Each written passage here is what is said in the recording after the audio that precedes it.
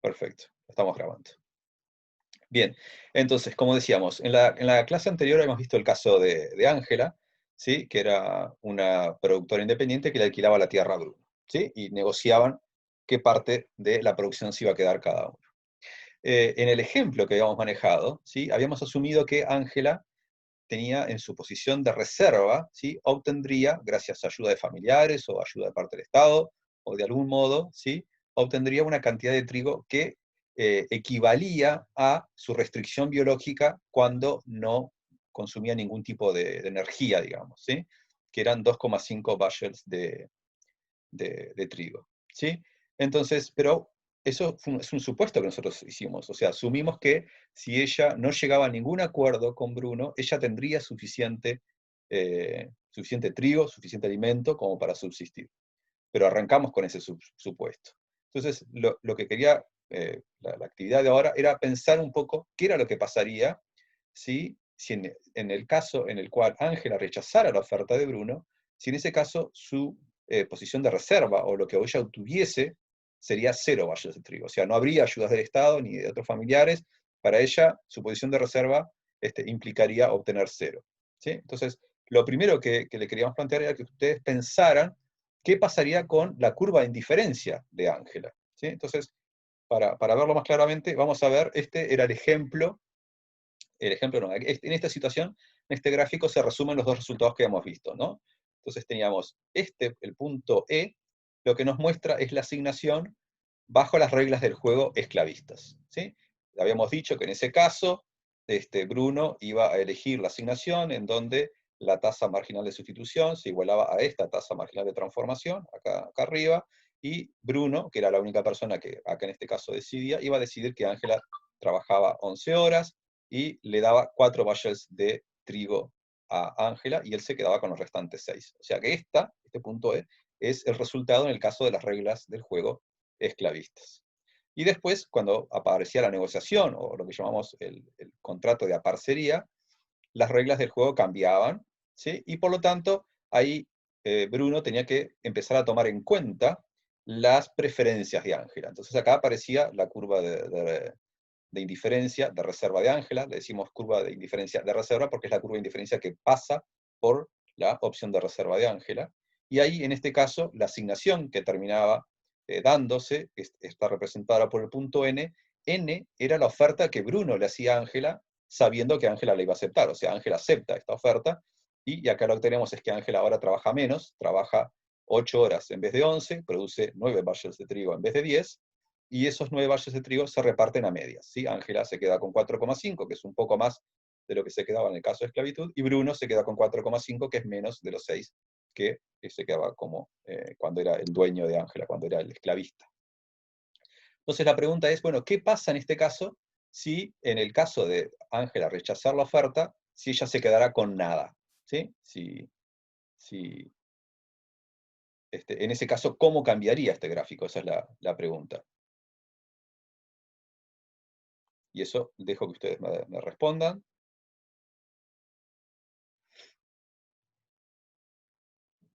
¿Alguien se anima a decir algo?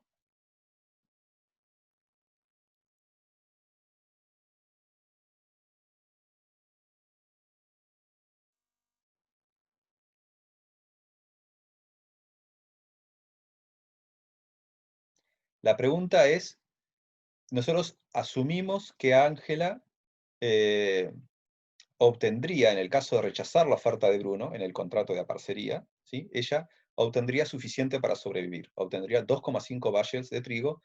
Habíamos dicho que eso podía provenir de parte del Estado o de parte de familia. O sea, ella trabajaba 0 porque rechazó la oferta de Bruno, ¿sí? Tiene 24 horas de tiempo libre y 0 de trabajo, y en ese caso obtenía 2,5 de bushels de trigo. Lo que estamos diciendo es qué pasa si ahora, en el caso en el que ella rechace la oferta de Bruno, no obtiene 2,5 bushels de trigo, sino que no obtiene nada.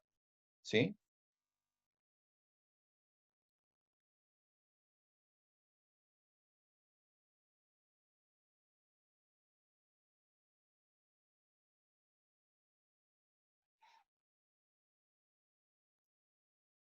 A ver, entonces, Yeliana dice, entonces la curva de indiferencia saldría desde 24 horas de tiempo libre puesto que no trabaja. Sí, no trabaja, o sea que estaría en este nivel, acá, ¿no? En 24 horas de tiempo libre. Lo que no me queda claro es cuánto... sí, efectivamente, si no obtiene nada, para ella la alternativa es morirse de hambre, ¿sí? Sí, entonces, suponemos que, está bien, Ana Clara dice, va a conformarse con menos. La idea es esa, si tu opción de reserva empeora, estás dispuesto a aceptar un trato menos favorable.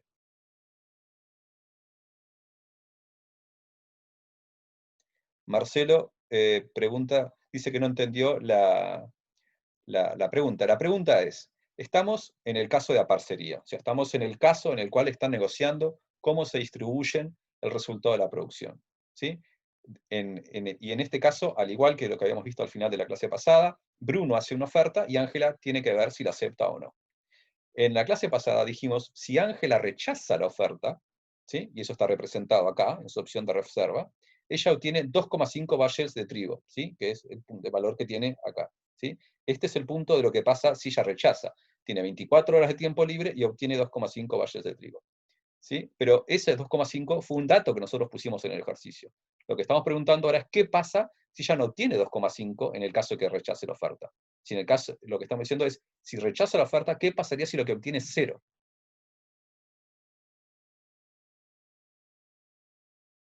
Entonces, dice, pero si acepta, ¿es posible morir o aceptar un mínimo? No, en este caso, si no acepta, hay opción de cero, estamos diciendo que se moriría de hambre, efectivamente. Dice Joaquín, dice, ambas curvas se desplazan hacia abajo. ¿Cuáles serían las dos curvas? La opción de reserva es lo que ella obtendría en el caso de rechazar la oferta. Y estamos diciendo que sería cero.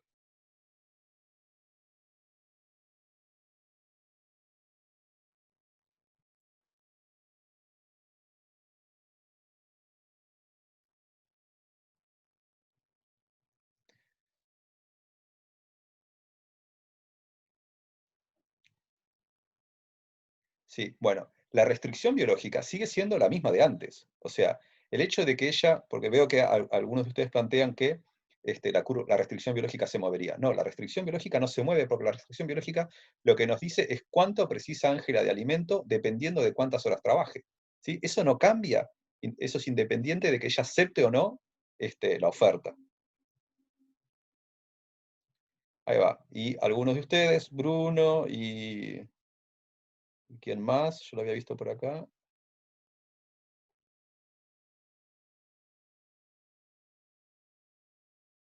Ahí va, y Ana Clara también. Algunos de ustedes decían que lo que sí se mueve es la curva de indiferencia, ¿sí? Ahí va. Y eso era lo que preguntábamos acá en la diapositiva anterior. La primera pregunta era, ¿cómo se desplazaría la curva de indiferencia de reserva? ¿Sí? Porque la restricción biológica no se mueve. Entonces, efectivamente, lo que sucede es que la curva de indiferencia se desplazaría hacia abajo, ¿sí?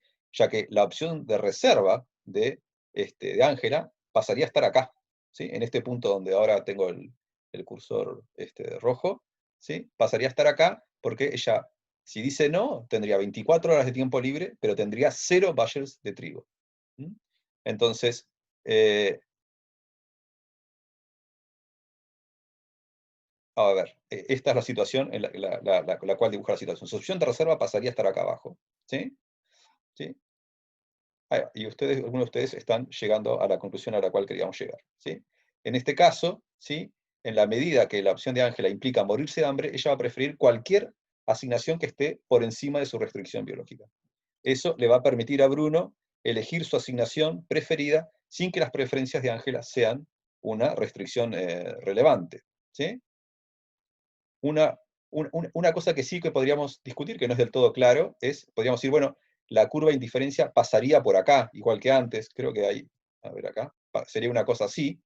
Estrictamente, esta curva de indiferencia implica que ella se muera de hambre, ¿sí? Y por lo tanto, podríamos pensar que cualquier punto por abajo de la restricción biológica, los hechos le terminarían dando lo mismo porque todos los puntos implican morirse de hambre, y ella va a aceptar cualquier cosa que esté por arriba de la restricción biológica, que es lo que le permite a ella sobrevivir.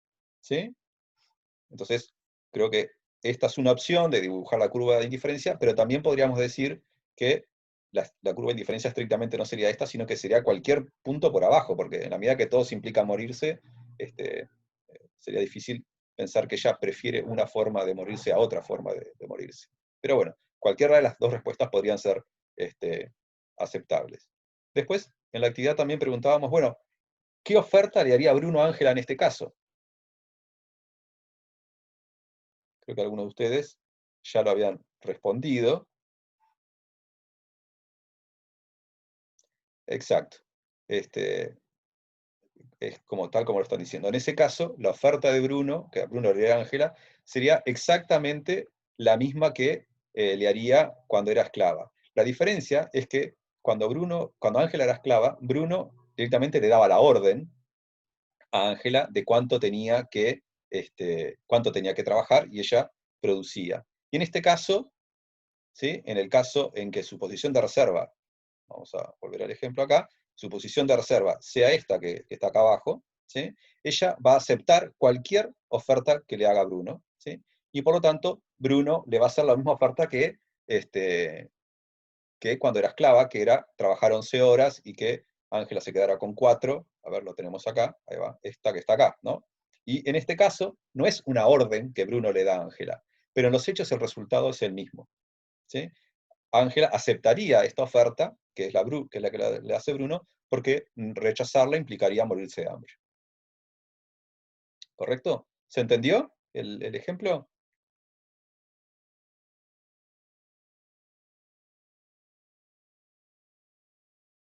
Bien. Entonces, una de las, una de las cosas que le decíamos es, bueno, que esto completa la actividad, era comparar el resultado con el que se obtiene bajo el régimen de esclavitud. ¿Sí? Entonces, como decíamos recién, la asignación es la misma, ¿sí? Es la que está acá en el punto E. Este sería el resultado. Entonces, uno de los elementos relevantes, ¿sí? Es que nosotros, cuando lo veíamos en el correo del ejemplo, cuando lo veíamos el ejemplo, era que,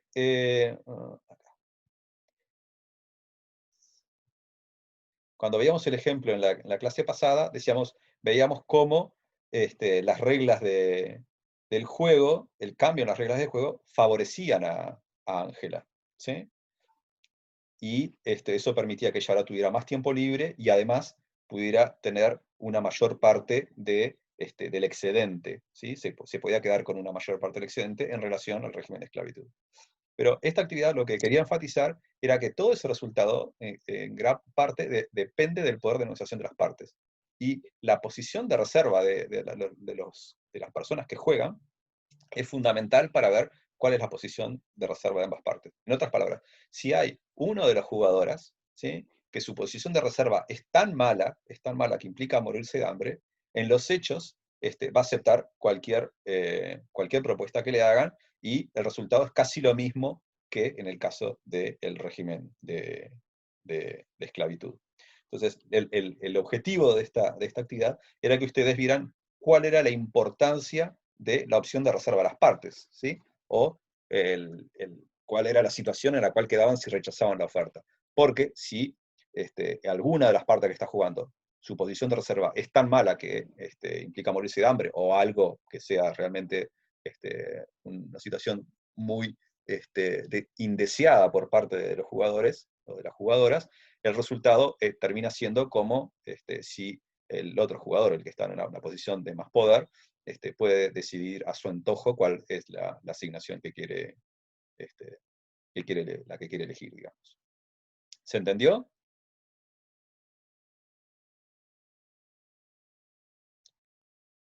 ¿Alguna pregunta sobre esto? Bien, Se entendió, Andrés. perfecto. Ok. Una última cosa, acá lo que estábamos viendo, bueno, era el caso en el cual el régimen en el cual estábamos viendo digamos, de contratación laboral, o podríamos decir, o el régimen, las reglas del juego que hay entre Ángela y Bruno, eran estos donde negociaban cómo se distribuía el resultado de la producción. ¿Sí? Pero este tipo de conclusión sobre cómo se distribuyen las ganancias o los excedentes de un intercambio, y el hecho de que la posición de reserva de un jugador termine incidiendo muchísimo siendo clave para ver cómo se reparten, también lo vamos a ver cuando analicemos el trabajo asalariado, ¿sí? Si el trabajador asalariado, si su posición de reserva es tan mala que termina aceptando cualquier tipo de oferta, en ese caso la otra parte se puede terminar quedando con todo el excedente, o puede terminar imponiéndose una distribución mucho más desigualitaria de la distribución de los excedentes o de las ganancias del intercambio. Bien, la segunda actividad que teníamos prevista, ¿sí?, era la siguiente. Esta era una pregunta que había quedado planteada, que la idea era reflexionar por qué Bruno y no Ángela están en posición de hacer una oferta del tipo tómalo, déjalo, ¿sí? No sé, capaz que podemos, Fede, ¿te animás a abrirles el micrófono? Capaz que alguien se anima a hablar.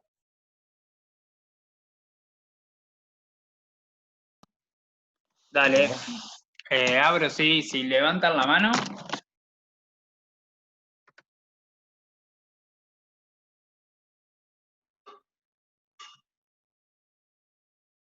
No hay ninguna mano levantada por ahora.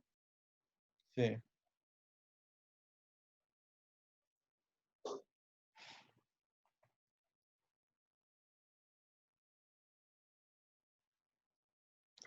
La pregunta es esa, la que está escrita ahí, la primera pregunta. Dice, ¿por qué Bruno y no Ángela está en posición de hacer una oferta del tipo tómalo, déjalo?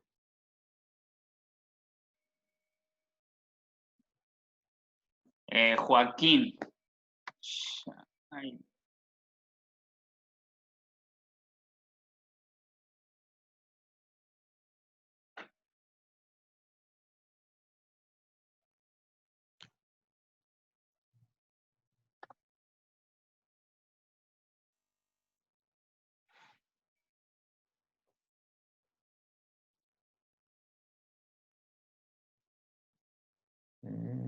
Bueno, acá veo por el chat, dicen, a ver, Joaquín, ¿ibas a hablar? Sí, estoy tratando de Dice que no tiene micrófono. ponerlo en sonido, pero no puedo. Dice, bueno, Ángela no tiene tierras y Bruno sí, por la simetría de poder. Bueno, entonces tiene el poder de decidir por sí mismo la oferta que va a hacer sabiendo que la otra parte va a aceptar. Si Ángela no aceptará nada. No. Bueno, básicamente acá la idea es que hay una simetría de poder, y lo que estamos planteando es que la idea es que Bruno, ¿sí?, cuando está negociando con Ángela, ¿sí?, es el dueño de la tierra, y lo que Bruno puede hacer es, básicamente, si no llega a un acuerdo con Ángela, podría llegar a un acuerdo con alguien más, ¿sí? O sea, habría algún otro agricultor, alguna otra persona interesada en trabajar en la tierra de Bruno a cambio de transferirle una parte de la producción. Mientras que la idea es que Ángela no tiene esa posibilidad, no tiene la posibilidad de, bueno, si rechaza, ir a conseguir otro agricultor, otro propietario de la tierra, otro terrateniente, ¿sí?, con el que pueda llegar a un acuerdo similar. En los hechos, atrás de este juego, está la idea de que lo que Ángela ofrece, que es su trabajo, es algo que abunda, y lo que Bruno tiene, que es la tierra, es algo que escasea, ¿sí? Esa es un poco la idea que está atrás. Entonces, eso hace que para Ángela sea complicado conseguir tierras donde trabajar si dice que no a Bruno, mientras que para Bruno sería fácil conseguir a alguien que trabaja si Ángela rechaza la oferta. ¿Sí? ¿Se entiende? Ahí va, Rodrigo dice, podría buscar trabajo en otro lado, el que posee el bien escaso es el que tiene el poder. Entonces, la segunda pregunta dice, bueno, ¿existirían condiciones bajo las cuales sería el agricultor, ¿sí?, y no el propietario de la tierra quien tiene, quien tiene ese poder? Andrés, Sí, acá Leila pregunta si el trabajo es escaso en relación a la demanda del mismo. sí. Cuando hablamos de escasez y de abundancia, siempre es relativa, ¿no? Es en relación a la demanda. En este caso, la idea no es plantearnos, bueno, cuánto es exactamente la demanda y la oferta de cada uno de estos bienes, pero la idea atrás es esa, ¿sí? O bueno, a gente como Ángela, está atrás de cómo planteamos el modelo, el ejemplo. La idea es que gente como Ángela abundan, y no abunda gente como Bruno. ¿Sí? Entonces, la pregunta, a ver, de nuevo, es si existen condiciones bajo las cuales podría ser al revés, que fuera Ángela y no el propietario de la tierra quien tiene ese poder. Marcelo está levantando la mano. Hola, profe, ¿qué tal? ¿Todo bien? Sí. Todo bien. Bueno, me alegro. Bueno, nada, sí, el poder lo va a tener el trabajador siempre y cuando todo se basa con el tema de la oferta y la demanda, ¿no? Si la oferta laboral es poca, lo tiene el poder el propietario, y cuando es mucha, lo tiene más poder el trabajador, digamos. Sí, Si se entiende lo que quiero decir. sí se entiende y Porque creo que va claro, en el acá sentido... como acaso como es el terrateniente y la señora nomás, son dos nomás, pero si lo trasladamos a la sociedad, son muchos los actores. Depende de la oferta y la demanda. Cuando te ofrecen trabajo por todos lados y están buscando mano de obra desesperadamente, como que el trabajador tiene ese poder de decir, ah, no, elijo acá, no, pero acá no me pagan bien, me voy para el otro lado. Pero cuando es al revés, escasea el trabajo, no hay, como que uno se agarra de lo primero que hay o lamentablemente, eh, con tal de obtener el trabajo, ceden muchas cosas que no cedería en lo normal. Por eso, por ese lado, ahí el poder lo tiene más el trabajador, digamos, o el que va a buscar el trabajo. ¿Se entiende? Sí, sí, esa es la idea. Y es más o menos lo que estoy viendo que están respondiendo en el chat. La idea es que si se invierte la relación entre relativa escasez y abundancia de los factores, o sea, quien tiene la tierra y quien ofrece el trabajo, ahí la situación podría ser la inversa. Este tipo además de negociación sobre el resultado de la producción, donde alguien trabaja la tierra de alguien más, es parecido al tipo de vínculo, bueno, todavía se dan en algunos países, pero también lo que hubo mucho en la Europa de la Edad Media, y efectivamente lo que se observó es que en los periodos de tiempo en los cuales la mano de obra empezó a escasear más, ¿sí? Hizo que los propietarios se terminaran quedando con una parte más chica de la torta. No sé si se acuerdan de los primeros gráficos que vimos en la unidad 1 sobre el palo de hockey del PIB per cápita en la historia de la humanidad.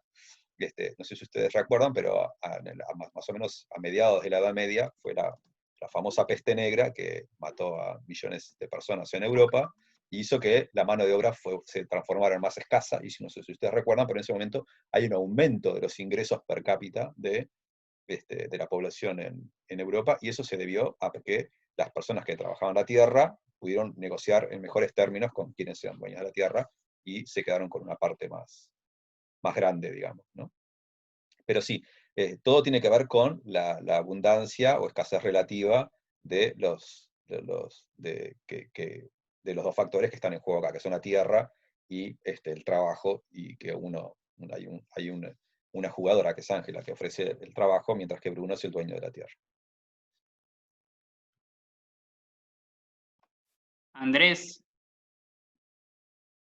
Sí, Andrés, capaz que aclarar un poco porque acá Marcelo dice como que sí se acuerda de ese caso de la peste negra, pero después dice pasó la crisis del 29 también. sí, no sé qué está queriendo decir. Creo que en la crisis del 29 pasa lo contrario, digamos, ¿no? Sí, en la crisis 29 hay una caída importante del PBI per cápita, ¿sí?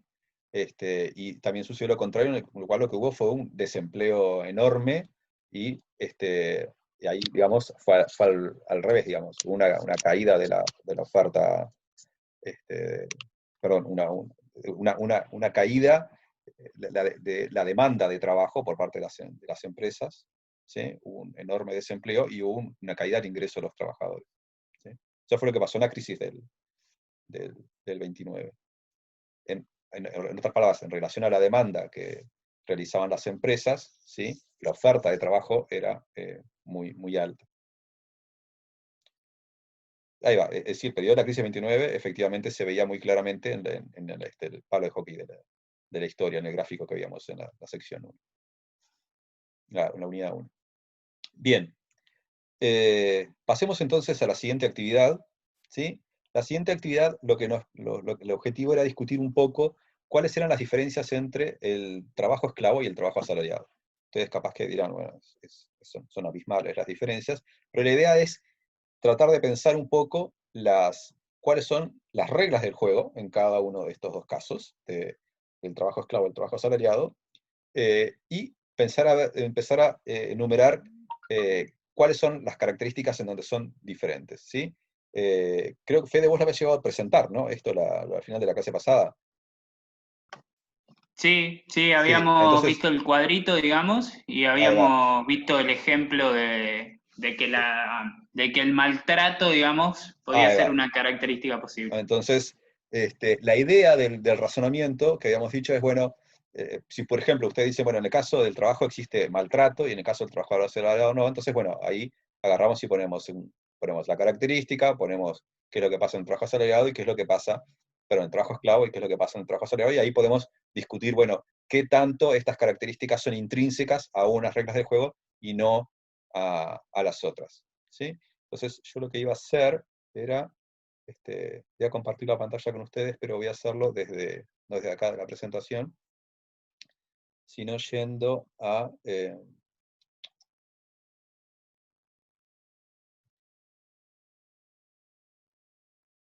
voy a presentar, así lo puedo escribir, podemos escribir con ustedes. Acá. Ahora comparto de nuevo.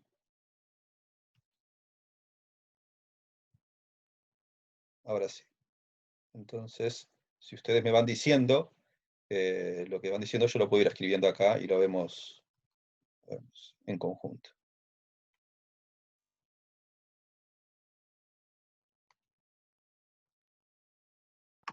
¿Vas viendo, Andrés? A ver, para que abro el chat. Marcelo y Luana ponen el poder de negociación, digamos, como una característica. Sí, ¿y cómo sería? Ahí va. La idea es identificar La idea es que digan características. cuál sí, cuál no, ¿no? Sí, la idea es que identifiquemos características que están presentes en un caso y en el otro no, o al revés, o en ambos, o Bien. Esclavista negativo, pone Marcelo. que tiene menos poder el esclavo, entiendo yo. Exactamente. O sea, que el esclavo no tiene poder de negociación y el asalariado sí. Entonces podemos poner el poder de negociación del trabajador. Y acá pondríamos, sería así, ¿no? ¿No? Uh-huh. Y esta sería la idea. Sí. ¿Algo más?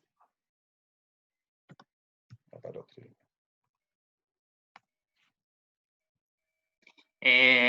Ana pone creo que va como en el mismo sentido, pero capaz que es un poco más amplio, pone derechos laborales.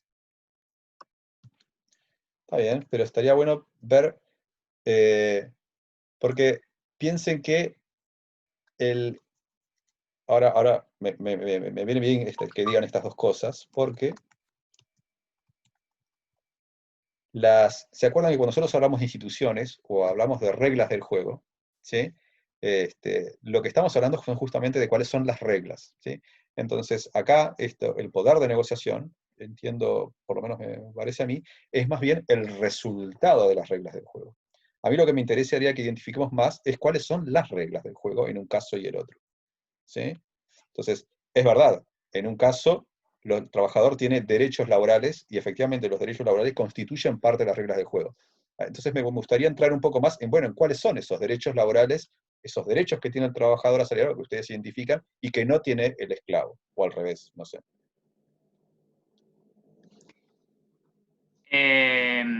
Por ejemplo, Yeliana, ahí en cuanto a los derechos, pone el tema de licencias. Mateo pone digamos, la renuncia del trabajador como otro derecho. Y Sí. acá tocó Joaquín algo interesante, que es jornada laboral de 8 horas, o jornada laboral Sí, sí, sí. Jornada acotada, podemos decir en el... acotada, ahí va, y salario mínimo, pone Joaquín. Ajá. Y a ver, Yeliana había puesto algo de las mujeres, acá lo encontré, algo, ahí va. El derecho de mujeres embarazadas a la licencia, durante y Sí. después. Sí, eso lo podemos incluir acá en licencias, que son licencias de enfermedad, maternidad o directamente Ahí va. vacaciones, ¿no? De licencia reglamentaria. ¿Algo más? Leila pone algo así como respeto, que creo que está como vinculado a lo del maltrato, supongo yo, que Ahí veíamos la va. clase pasada. Respeto. Sí, o respeto. O no maltrato.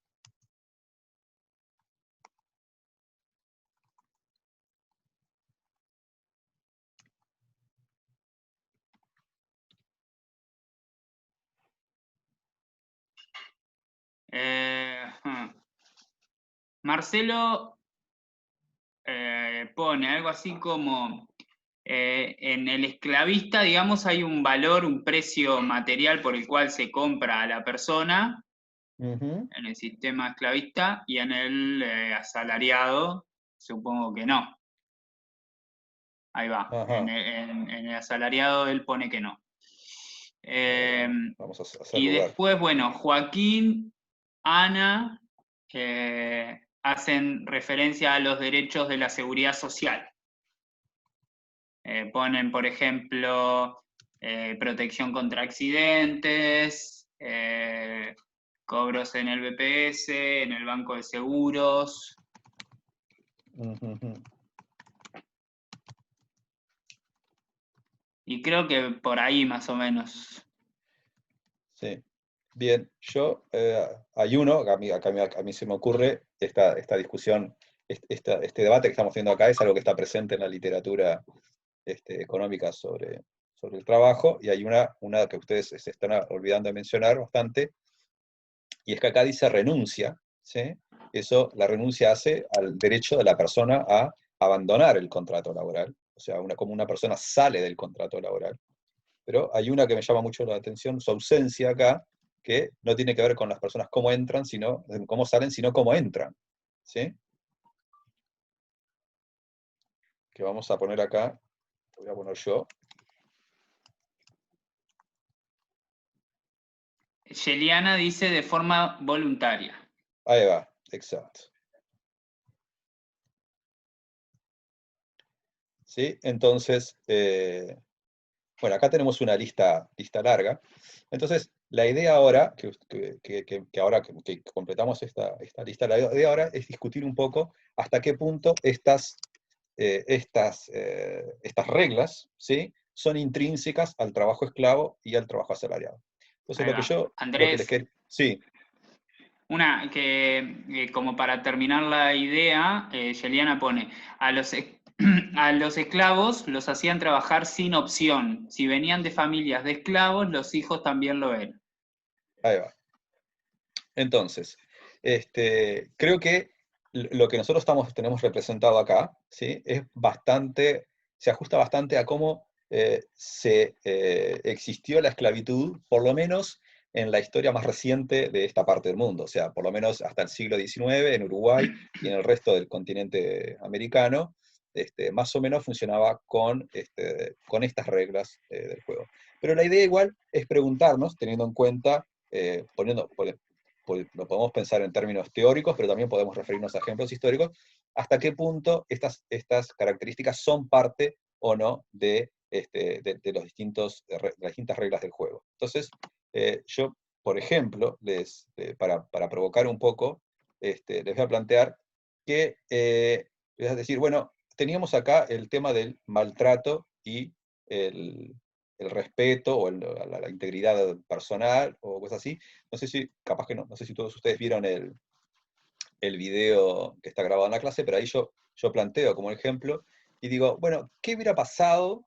Les pregunto a ustedes, ¿qué hubiera pasado si durante el siglo XIX en Uruguay, supónganse, no sé, antes de que se aboliera la esclavitud, ¿qué hubiera pasado si hubiera el Parlamento uruguayo, Uruguay ya era un país independiente, aprobaba una ley que impedía a los dueños, a las personas que eran dueñas de personas esclavas, les impedía maltratarlas, ¿sí? Tenían que respetar su integridad física y estaba completamente prohibido maltratarlas, y si la maltrataban, la persona que era dueña de la persona esclava terminaba presa, ¿sí? Pero todo lo demás seguía igual, o sea, los esclavos seguían siendo propiedad de sus amos o amas, seguían trabajando, estando las 24 horas bajo la autoridad de sus propietarios, seguían sin poder decidir si dejar su trabajo o no. En fin, en todo lo demás es igual, lo que cambia es si existía esta ley. ¿Ustedes pensarían en ese caso que sigue siendo trabajo esclavo? Por más que una vez que le prohibimos que se maltrate a las personas que son esclavas, o no, o dicen, bueno, esto es, si sacamos esto, entonces ya deja de ser esclavitud. ¿Se entendió la pregunta?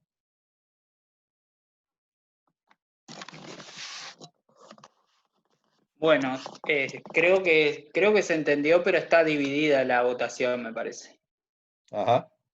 Porque algunos dicen que sí, y entiendo que sí es a que sí, que deja de ser esclavo, pero Violeta dice que sigue. Perdón, entiendo que el sí es que deja de ser esclavo, sino que me corrijan Matías y los demás. Ah, dicen que entendí mal. Ok. Está. Entonces seguiría siendo esclavo. Ahora, yo lo que entiendo es que, ese es mi punto de vista, obviamente ustedes no tienen por qué compartirlo, es que la persona seguiría siendo esclava, por más que se respete su integridad física y se prohíba el maltrato de las personas esclavas. Entonces, efectivamente, el trabajo esclavo, como se dio en Uruguay en el siglo XIX, no respetaba la integridad física. Pero si yo pienso que sería posible que exista la esclavitud, aún respetando la integridad física de las personas. Entonces, lo que yo haría lo que nosotros le proponemos, es que si nosotros estuviéramos de acuerdo en eso, en que puede existir esclavitud respetando la integridad física de quienes trabajan, entonces, ¿sí? Esto podría llegar a suceder, ¿sí? Y si esto puede llegar a suceder, la idea sería que esta característica, la del maltrato, no es una característica intrínseca de las reglas del juego esclavo. O sea, el trabajo esclavo podría existir con otras reglas del juego. No es lo central que diferencia al trabajo esclavo al trabajo asalariado, ¿sí? Entonces uno podría, podemos decir, lo que podríamos hacer acá es, bueno, ponemos un signo de interrogación. Pero pasemos a otra característica, ¿sí? Por ejemplo, yo les podía plantear si la libertad de entrada, ¿no? Acá decíamos, bueno, el trabajador puede decidir si trabajar o no con un empleador, mientras que el esclavo no puede decidirlo, ¿sí? ¿Ustedes piensan que siempre es así o que siempre fue así?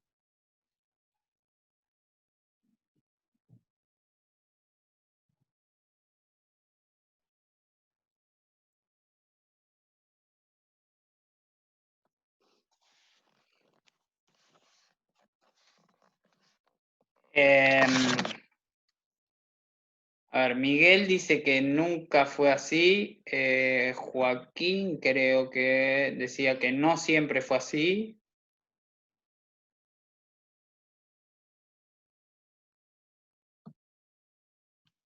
Rodrigo dice que si no tiene libertad, sigue siendo esclavo.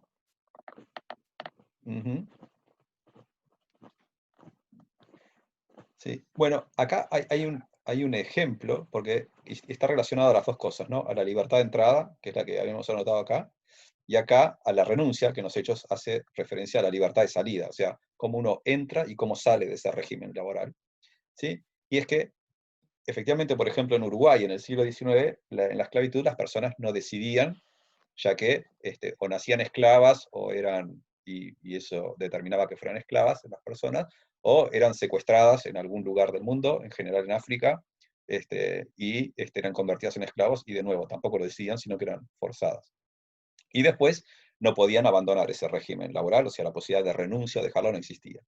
Sin embargo, eso no siempre ha sido así. Si nosotros vemos cómo funcionó la esclavitud en la Edad Media o en la Antigüedad, en Europa y en otros países del mundo, existía digamos, la opción de entrar en esclavitud era algo opcional, porque era, por ejemplo, algo que muchas veces se hacía para cancelar deudas. O sea, yo tenía una deuda con Fede, ¿sí? Le debía, no sé, $10.000, ¿sí?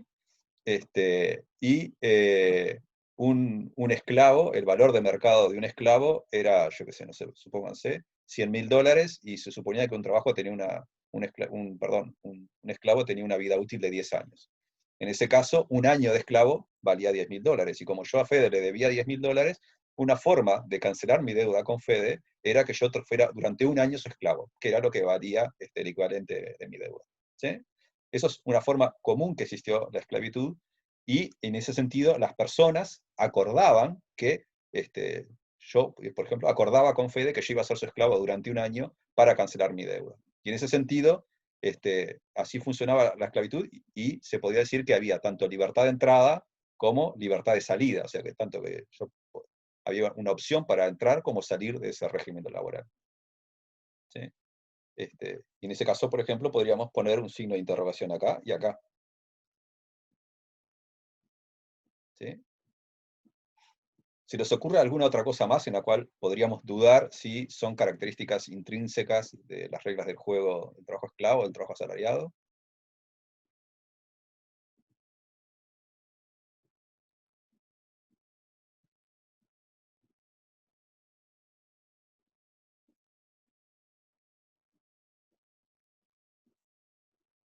¿No? ¿Nadie se le ocurre nada más?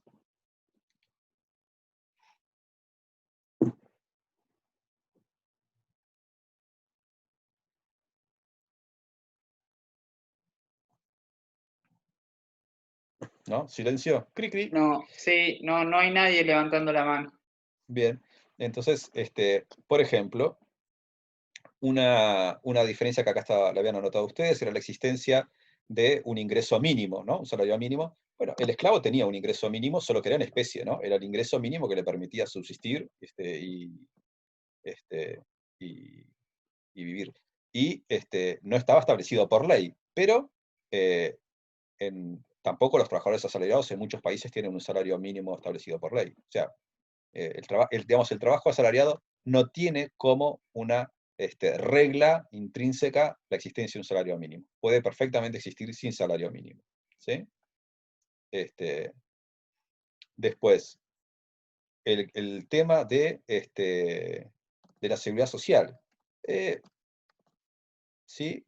Esto, de nuevo, existe en el caso de Uruguay, la seguridad social hoy en día, pero en muchos momentos de la historia, tanto en Uruguay como en otros países, no existió la seguridad social, pero sin embargo era trabajo asalariado. O sea, el trabajo asalariado no requiere ni de la existencia de salario mínimo, ni de la existencia de seguridad social, ni de la existencia de licencias para existir. O sea, no son características esenciales que definen las reglas del juego del trabajo asalariado. Son agregados que se le pueden poner y que existen en distintos países, en distintos momentos de la historia, pero los que no definen al trabajo asalariado. ¿Sí? Después, en qué nos está... Bueno, después otra cosa que uno podría discutir es cuál es la libertad de salida, digamos, o de entrada de los trabajadores asalariados. ¿Sí? Ustedes, por ejemplo, podríamos plantearse, bueno, el trabajador un trabajador asalariado siempre puede renunciar a su trabajo y tratar de conseguir otro empleo. ¿Sí? En esencia, si nosotros nos preguntáramos, por ejemplo, imagínense que un trabajador en el siglo XIX, en Uruguay o en una plantación algodonera de Estados Unidos, donde se los trataba particularmente mal, tuviera la libertad de elegir cambiar de amo, ¿sí? Pero todo lo demás es igual, pero lo que puede hacer es cambiar de persona para la cual trabaja. Entonces, uno podría pensar, no, en esas condiciones sigue trabajando 24 horas por día, sigue siendo maltratado, sigue pudiendo ser comprado y vendido, etcétera, etcétera, pero puede decidir cambiar de amo, ¿sí? Podemos decir, bueno, no, eso sigue siendo trabajo esclavo. Sin embargo, la persona puede decidir para quién trabaja, ¿sí? Entonces, lo que es capaz que muchas personas dicen es intrínseco el trabajo asalariado, no es tanto que pueda decidir renunciar al trabajo y agarrar otro, sino que pueda decidir no trabajar para nadie en absoluto. O sea, no es que yo renuncie porque Fede no lo banco como empleador y decida trabajar para otra persona, sino que directamente puedo decidir no trabajar. Y muchas personas argumentan que en realidad en el trabajo asalariado esa posibilidad no existe. La enorme mayoría de los trabajadores asalariados y trabajadoras asalariadas tienen que trabajar para alguien o se mueren de hambre. Entonces, su libertad de elegir realmente si trabajar o no trabajar no es tanta. Todo esto en realidad está siendo un poco provocador, pero hay un autor que está mencionado en la actividad, si ustedes lo leen en el libro, que se llama David Ellerman, que él lo que plantea es que en realidad en lo único que se termina diferenciando el trabajo esclavo del trabajo asalariado, en lo que son características que realmente definen las reglas del juego, son en estos dos elementos, que los voy a poner en rojo, que están acá. ¿Sí? Lo que Ellerman dice, y es algo que obviamente es discutible, ¿sí? Es que, ahí va. Lo que Ellerman dice, y es algo que es discutible, es que en los hechos la única diferencia relevante es el periodo del tiempo bajo el cual una persona está sometido a la autoridad de otra. En el trabajador asalariado eso está acotado, suelen ser 8 horas o 10 horas, o lo que dure la jornada laboral, ¿sí? Mientras que en el trabajo esclavo son las 24 horas del día. Él dice que esa es la única diferencia, y en la medida que la única diferencia es la extensión en el tiempo, dice él, es como si en el trabajo esclavo, ¿sí? La persona fuera propiedad de otra, mientras que en el trabajo asalariado la persona es alquilada, ¿sí? Por eso es durante un periodo de tiempo acotado, y esas serían, según Ellerman, las únicas diferencias. Aclaro que esto es algo provocador, no es algo en lo que los economistas concuerden, pero la idea de este ejercicio era problematizar, identificar, o que ustedes traten de ver en dónde realmente se diferencian las reglas del juego de estas dos instituciones. Bien, ¿algún comentario sobre esto? Creo que en general se entendió la actividad, Andrés. Ok. De hecho, hay un comentario de Miguel que dice, bueno, hasta que te llega el mensaje de querés ser tu propio jefe, creo que es una frase que cierra muy bien la actividad. Muy bien. Bien. Bueno, entonces, esta es la actividad que nos habían quedado pendientes de la clase anterior, y ahora vamos a seguir, vamos a arrancar con la unidad 4.13. La unidad 4.13 es un poco donde converge todo lo que estuvimos viendo en las secciones anteriores de la unidad 4. ¿Sí? Básicamente todo lo que presentamos sobre teoría de juegos y sobre distintas reglas del juego, cómo eso afecta a la excedentera, un poco para poder explicar el modelo que vamos a presentar ahora. ¿Se ve la pantalla así como la estoy viendo yo? Sí. Dice modelo de disciplina laboral. Sí. Fede. Sí, Andrés, se ve. Está, perfecto. Entonces, todo esto era para poder entrar y ver cuáles son las reglas del juego, de este juego que vamos a llamar, que es el trabajo asalariado. ¿Sí? Entonces, para analizar las reglas del juego del trabajo asalariado, vamos a introducir un modelo que se llama modelo de disciplina laboral, que utiliza la teoría de juegos para describir las interacciones entre trabajador y el empleador. Recordemos de las primeras secciones de la unidad 4, cómo definíamos el juego, ¿sí? Decíamos que un juego se define por 4 elementos: las personas que lo juegan, ¿sí?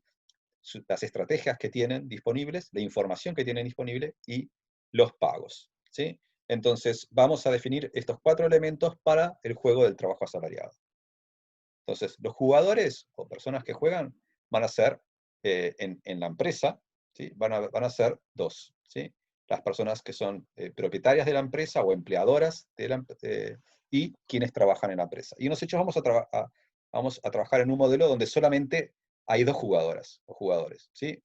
Una que contrata al trabajador, que es la dueña de la empresa, y la persona que trabaja en la empresa, ¿sí? Van a negociar mano a mano estas dos jugadoras.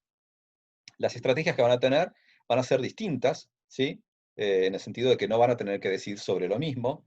El empleador tiene que elegir el salario que le va a pagar al trabajador, y después, porque esto va a ser secuencial, el trabajador va a tener que elegir cuál es el nivel de esfuerzo que realiza en el trabajo. La información va a ser incompleta, ya que las 2 jugadoras van a observar W, o sea, cuál es el salario que el empleador decide pagar, pero el empleador va a tener información completa y no va a poder verificar cuál es el nivel de esfuerzo del trabajador. El trabajador sí va a saber cuál es el nivel de esfuerzo, pero el empleador no lo va a saber. Entonces, esa es la información, y los pagos van a ser las rentas económicas que van a obtener cada parte, ¿sí? En el caso del empleador, lo que va a obtener es una renta económica que son los beneficios de la empresa, que vamos a identificar con la letra Pi, y el trabajador va a tener una renta económica que es lo que llamamos renta del empleo, ¿sí? Y que básicamente en la clase de hoy es lo que vamos a estar definiendo, ¿sí? ¿Qué es esta renta del empleo? Entonces, como decía antes, va a ser un juego secuencial. Primero el empleador hace una oferta de un contrato de tipo tómalo o deja, le va a decir, bueno, te ofrezco trabajar con un contrato que vas a trabajar tantas horas, tales tareas, o van a estar previstas tales tareas, si bien pues podrán surgir otras, y el contrato, en nuestro ejemplo, básicamente el elemento central va a ser el salario. Entonces, con esta oferta, el trabajador tendrá que decir si acepta o no acepta la oferta, y después, en el caso de aceptar, después de hacerlo, tiene que elegir cuál es el nivel de esfuerzo que va a realizar. Entonces, como le decíamos antes, dijimos que el empleador no puede medir directamente el esfuerzo del trabajador. Hay lo que llamamos información asimétrica, ¿sí?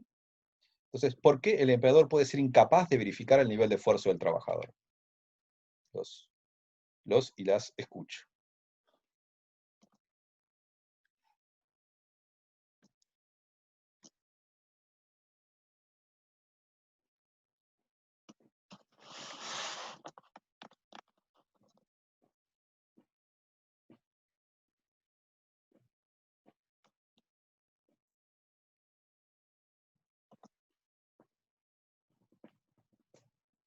Están contestando por chat, Andrés, y Victoria pone, porque es muy difícil de medir.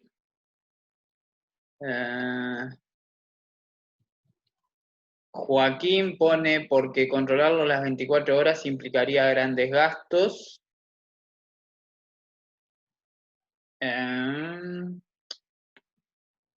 Celiana pone, cuando trabajan en equipos no podemos medir el esfuerzo de cada individuo, por ejemplo. Luana pone, porque hay actividades que son difíciles de controlar el esfuerzo en sí. Ana pone, porque es imposible determinar si la persona trabaja al 100% de sus capacidades. Marcelo pone que no se puede medir el esfuerzo en función de la productividad. Ana pone que cada uno tiene ritmos y capacidades diferentes. Victoria pone que no se trata de un grupo, sino de una persona. O sea que ese tema de no poder medir el esfuerzo grupal, eso no correría en este caso particular. Miguel pone que uno podría obtener el resultado final, pero sin haber puesto el mayor esfuerzo. Sí. Bueno, creo que en resumen dijeron casi todas las opciones, ¿sí? La idea es que el empleador lo que va a observar es el producto de la empresa, o sea, ve cuánto, yo qué sé, cuánto fueron las ventas de la empresa, o cuánto se logró producir, yo qué sé, si es una fábrica de muebles, cuántos muebles se produjeron, pero hay distintos factores que pueden hacer que el empleador no sepa exactamente cuánto se esforzó el trabajador. Uno son los factores aleatorios, ¿sí? Por ejemplo, el clima puede incidir en cuánto es el nivel de producción, eso es muy común, supónganse, en actividades agrícolas, o en la actividad de la, yo qué sé, en la industria de la construcción, donde el hecho de cuánto se pueda producir depende de elementos que no están bajo el control del esfuerzo de las personas que trabajan. Una persona puede trabajar con X cantidad de esfuerzo y bajo cierto clima eso resulta en cierta cantidad de producción, y bajo otro clima resulta en más o menos producción. Entonces el empleador a priori no sabe cuánto se esforzó el trabajador. Y lo otro tiene que ver con las dificultades de identificar la contribución individual de esfuerzo de cada persona, ¿sí? Hay algunas actividades donde eso se puede hacer más fácil, yo qué sé, no sé, por ejemplo, si alguien trabaja recolectando naranjas en el campo, bueno, uno puede ver cuántas naranjas recolectó y más o menos eso será una medida bastante aproximada de su esfuerzo, ¿sí? Y en general en esos casos directamente se les paga en relación a cuánto recolectan. Pero en la enorme mayoría de las actividades laborales que existen hoy en día en el mundo, no es tan fácil, ¿sí? Ese tipo de cosas no sucede, y por lo tanto las empresas terminan ofreciendo un salario fijo que no depende de la contribución individual del esfuerzo de cada persona a lo producido por una empresa, ¿sí? Y eso es porque el resultado se debe al esfuerzo de varias personas agregadas y no de una sola. Entonces, en los hechos, a veces las empresas pueden resolver eso, tratar de resolverlo, gastando en mecanismos de monitoreo. Básicamente, mi principal mecanismo es contratar a alguien, a una persona que trabaje de supervisora, ¿sí? O lo otro es gastar en tecnología, yo qué sé, cámaras, GPS, cosas que permitan ir monitoreando los niveles de trabajo de las personas. Pero aún así, con todos estos gastos, que las empresas lo hacen, ¿sí? Aún así nunca están seguras de cuál es el nivel de esfuerzo. Y lo otro es que todo eso, gastar en supervisores, gastar en tecnología, también implica gastos, y a veces gastar demasiado en eso puede ser demasiado costoso para la empresa, y la empresa prefiere no hacerlo directamente. Entonces, otra pregunta que nos podemos hacer es, bueno, pero si el empleador no puede verificar el esfuerzo del trabajador, ¿por qué los asalariados trabajarían de manera esforzada? ¿Por qué se esforzarían de todas maneras?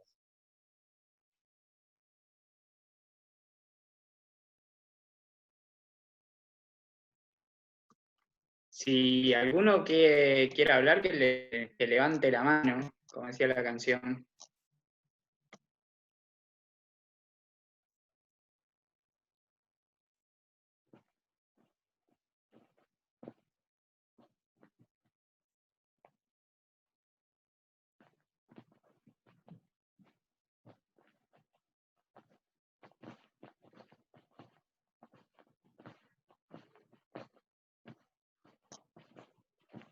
Ana. Hola, sí, se escucha. Podría ser, por ejemplo, por lo que había visto, no, pero no lo vimos en esta materia. En administración estuvimos hablando, por ejemplo, de la pirámide de Maslow, que habla de los niveles que tenés que llegar de satisfacción para estar motivado y esas cosas.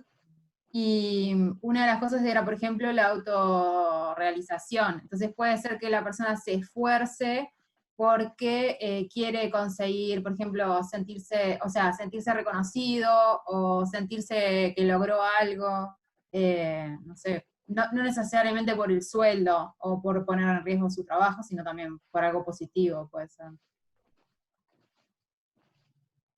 Ok. Sí, eso está bien. Y después otras cosas que estoy viendo acá que están respondiendo en el chat, como por ejemplo, obviamente, la amenaza de ser despedido o la posibilidad de que lo asciendan. ¿Sí? O sea, la amenaza de ser despedido, y también la posibilidad de obtener una recompensa si se esfuerza en el trabajo. ¿Sí? Hay elementos que son, por ejemplo, algunos de los que mencionaban ustedes, el hecho de que exista una ética de trabajo, sentimiento de responsabilidad, o sea, que la gente se esfuerce simplemente porque se siente satisfecha por hacer un trabajo bien hecho, ¿sí? Después lo otro que puede haber es un sentimiento de reciprocidad hacia, hacia las personas que son las dueñas de la empresa, ¿sí? Porque le ofrecen buenas condiciones laborales, ¿sí? O algún otro tipo de beneficio, ¿sí? Que no necesariamente tiene que ser un beneficio monetario, y eso hace que los trabajadores, trabajadoras, hagan lo que hagan, sea reciprocar esa actitud que consideran que es amable. ¿Se acuerdan? En las clases pasadas cuando hablábamos de las preferencias sociales y la existencia de preferencias por la reciprocidad, que implica que si vos me tratás mal, yo te trato mal, si vos me tratás bien, yo te trato bien. Entonces, bueno, si las personas que trabajan en la empresa consideran que las están tratando bien, que están siendo amables con ellas, pueden tener un sentimiento recíproco y lo que hacen es esforzarse más en el trabajo. Y después puede haber, en tercer lugar, simplemente lo que llamamos incentivos más puros y duros, ¿no? O sea, por un lado, lo que sería una combinación de garrotes y zanahorias, ¿no? La zanahoria, que es la oportunidad de ascender en la empresa y aumentar tus ingresos, ¿sí? Y el garrote, que es la amenaza, el miedo a ser despedido, ¿sí? Entonces, en los hechos, las personas van a esforzarse por todas estas opciones. En el modelo que nosotros vamos a considerar, nos vamos a manejar básicamente con la idea de que al trabajador lo que le importa es el miedo a ser despedido, ¿sí? Y la decisión de cuánto esforzarse el trabajador en los hechos va a estar definido por cuánto o qué es lo que tiene para perder si lo llegan a despedir, ¿sí? ¿Qué es lo que pierde si lo despiden? Eso va a ser central y va a permitirnos definir lo que llamamos la renta del empleo, ¿sí? Digamos, o lo que el trabajador o la trabajadora gana por conservar ese empleo, ¿sí? Entonces, habíamos dicho Andrés, antes, sí. no, una cosita acá que apareció como último, creo que como último ítem en el chat, que es que algunos ponen simplemente porque te gusta el trabajo, que no sé Sí, si... sí, bueno, eso puede ser un elemento en la vida real para algunas pocas personas.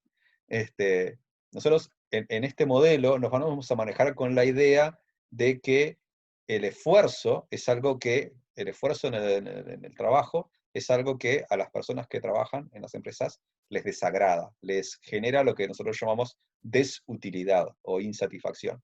Y básicamente estamos asumiendo de que no es un trabajo vocacional, que vos lo hacés porque te encanta, no sé, a mí, por ejemplo, me gusta dar clases y hago esto porque me gusta, entonces el esfuerzo muchas veces no me molesta.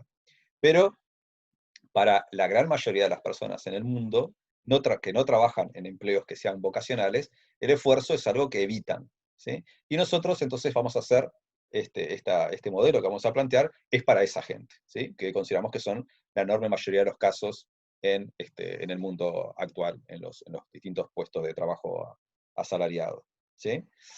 Lo cual no quiere decir que no haya algunos casos de personas que disfruten con el esfuerzo en el trabajo y que por lo tanto eso sea un elemento. Pero nosotros vamos a asumir que no es así. Vamos a asumir que el esfuerzo genera desutilidad. Bien, entonces estábamos diciendo que hasta ahora habíamos visto que las rentas económicas son lo que los jugadores tienen para perder, ¿sí? En caso de no llegar a un acuerdo, ¿sí? En el caso del trabajador, a esa renta económica la llamamos renta del empleo, ¿sí? Y es lo que tiene para perder si no llega a un acuerdo con el empleador, o sea, rechaza su oferta del empleador, o si lo llegan a despedir, ¿sí? La renta del empleo, ¿sí? Es lo que el trabajador tiene para perder si se termina su contrato trabajador. Los trabajadores comúnmente reciben un salario que es mayor al mínimo que aceptarían, ¿sí? O sea, es mayor que lo que llamamos la posición de reserva de los trabajadores. Entonces, eso es lo que hace que estén recibiendo una renta económica, que llamamos renta del empleo, y eso es lo que hace que los trabajadores prefieran mantener su trabajador a las otras opciones que tienen, ¿sí? Entonces, pero para que el trabajador se esfuerce, no alcanza con que obtenga alguna ganancia por mantener su empleo. Además, tiene que existir la amenaza de perder ese trabajo, ¿sí? Si no existe la amenaza de perder el trabajo, el trabajador no tiene por qué esforzarse. Porque, como decíamos recién, el trabajador prefiere no esforzarse, y si no hay nada que lo esté, por lo cual eh, y se sienta no obligado, pero sí que está amenazado. Si no lo hace, no lo va a hacer. Entonces, el derecho a despedir que tienen los propietarios, ¿sí?, es clave para entender el comportamiento de la interacción entre el trabajador y el empleador. Entonces los propietarios de la empresa, por definición, tienen el derecho a excluir al trabajador de su renta del empleo, que es lo que sucede si lo despiden, ¿sí? Y eso es parte fundamental de esta interacción. Entonces, los trabajadores van a tener miedo de ser despedidos cuando se les paga por encima de su posición de reserva. Y cuando eso sucede, es que están recibiendo una renta del empleo. La renta del empleo va a ser igual al costo de la pérdida del empleo. O sea, es lo que yo tengo para perder si me quedo sin trabajo. E incluye varias cosas. Incluye el ingreso que estoy obteniendo y que lo perdería si me quedo sin trabajo. Incluye la pérdida de activos específicos a la empresa. ¿Se acuerdan de esto? Se habló en unas clases, en las primeras unidades, en las primeras secciones de esta unidad. Los activos específicos son los conocimientos que yo voy adquiriendo, pero que que son productivos, o sea, en el sentido de que yo los puedo usar con un uso productivo para aumentar los ingresos de la empresa y por los cuales a mí me pagan un salario, pero esos activos, esos conocimientos que yo adquiero, solo sirven para trabajar en esa empresa. Entonces, si a mí me echan, no los puedo usar para trabajar en otro lado, y en otro lado no me van a permitir obtener ingresos, ¿sí? Entonces, eso es otro elemento que se integra la renta del empleo. Otro elemento son los costos de comenzar un nuevo trabajo. Por ejemplo, tener que mudarme de ciudad o, andás a ver, de país, que es lo que pasa con la gente que migra, ¿sí? O también la pérdida de beneficios no salariales como la seguridad social, perder, yo qué sé, por ejemplo, en el caso de Uruguay, si te echan del trabajo, dejas de tener cobertura del FONASA, ¿sí? Entonces eso es otra cosa que puedes perder. O también están los costos sociales, el estigma asociado a estar desempleado, ¿sí? Son elementos que afectan, digamos, la autoestima de la persona, o pueden afectar sus preferencias, pero que no son medibles en dinero, digamos. Entonces, en resumen, el empleador, acá dice, está mal, no dice no, donde dice mude, debería decir no, no puede medir directamente el esfuerzo del trabajador. Entonces, pero cuanto mayor sea la renta del empleo, mayores van a ser los costos del trabajador si pierde el trabajo, y eso va a hacer que el trabajador se esfuerce más para reducir sus posibilidades de que lo echen, ¿sí? Entonces, una manera de que la empresa tiene de aumentar el costo de pérdida del trabajo es aumentándole los salarios, o pagándole mejores salarios al trabajador. Entonces, ¿cómo vamos a calcular la renta del empleo? Y eso es lo que vamos a hacer en lo que queda de la clase de hoy.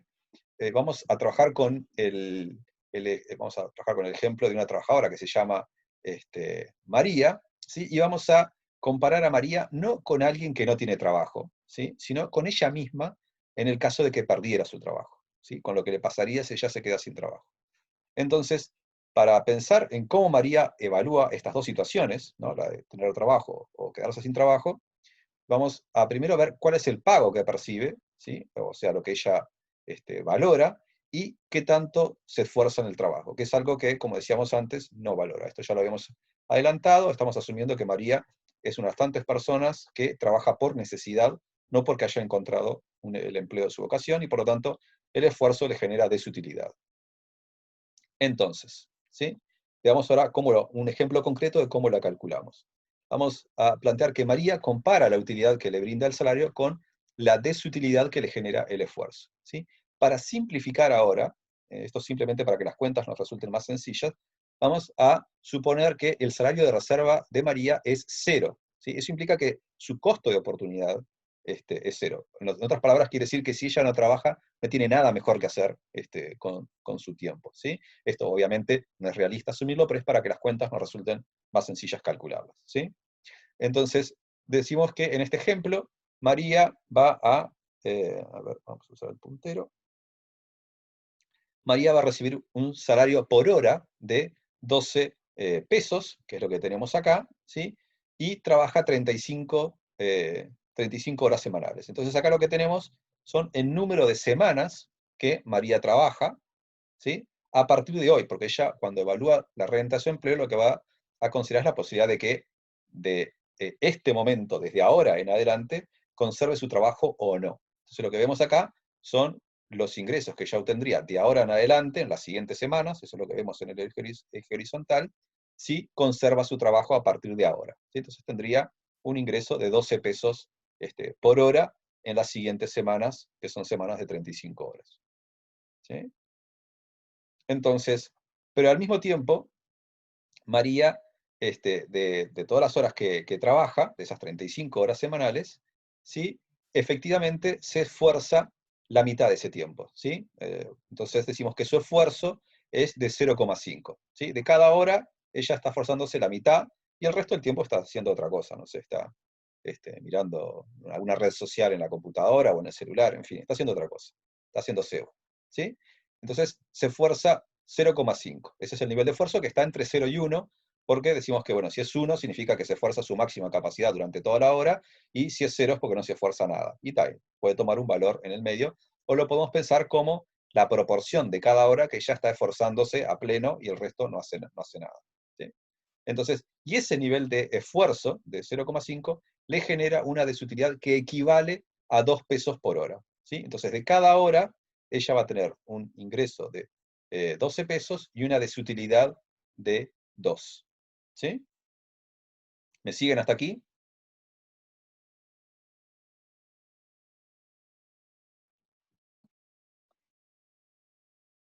Sí, Andrés, te entiendo. Bien.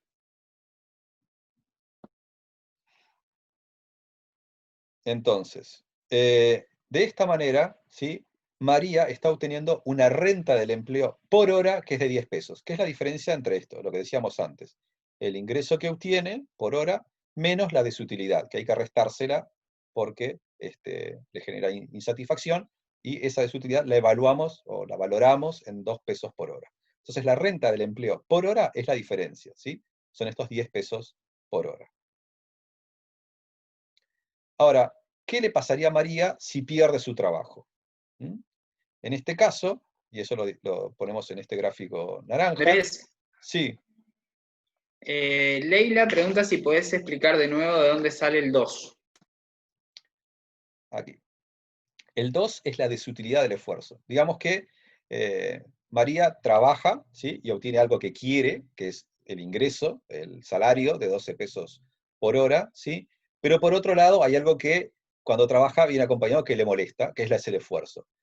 Acá estamos haciendo el supuesto de que ese esfuerzo lo podemos convertir en plata, decir, bueno, ¿cuánto le vale a María este esfuerzo que realiza, que es de 0,5? Bueno, para ella vale 2 pesos. 2 pesos que pierde, porque es algo que lo valora negativamente, es algo que tiene que hacer, que está obligada a hacerlo para tener este ingreso, ¿sí? Pero que no sé, para ella se resta, ¿sí? Se resta porque lo que le quedamos es el neto de algo que valora con algo que lo valora negativamente, ¿sí? ¿Se entendió ahora?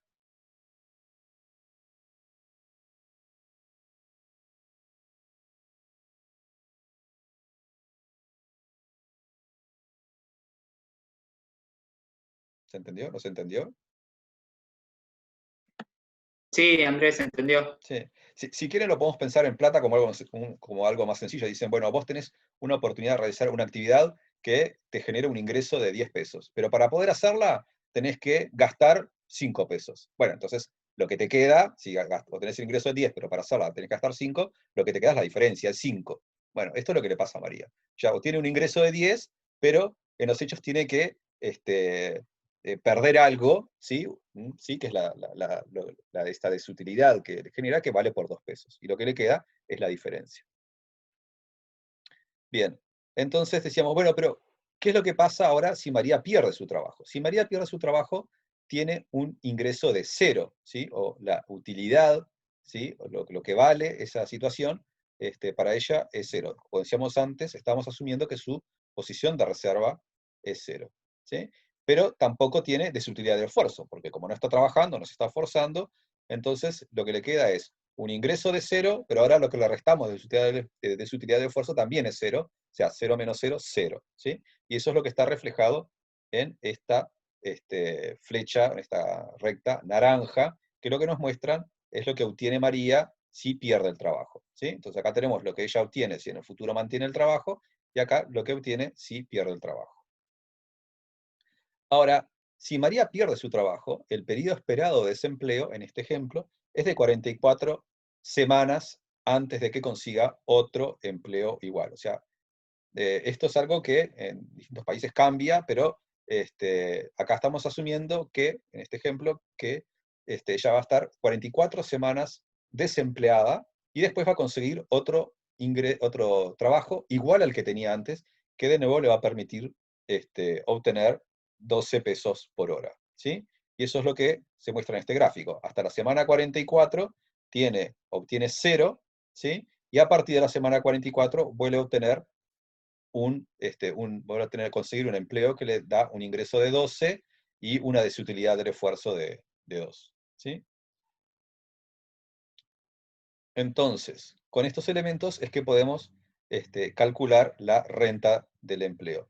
El rectángulo, azul, va a ser la renta del empleo de María, o sea, esto es lo que ella obtenía, la renta del empleo por hora, y lo que vemos en el eje horizontal, es la cantidad de tiempo que ella estaría desocupada si pierde su trabajo, ¿sí? Que son 1.540 horas, o sea que son 35 horas semanales por 44 semanas, te da 1.540 horas. Y con esto podemos calcular la renta del empleo, o sea, esta es la renta del empleo por hora, dijimos que era 10, ¿sí? Y esta es la cantidad de horas, y con eso calculamos el total de la renta del empleo, que es lo que vemos acá, ¿no? Tenemos renta del empleo por hora, es el salario por hora, que era 12, menos la desutilidad del esfuerzo por hora, que es 2, que da 10, y la renta total del empleo es la renta del empleo por hora, que dijimos que era 10, por la cantidad de horas, que era 1.540 horas. Y ahí nos queda una renta del empleo que para ella son 15.540 pesos.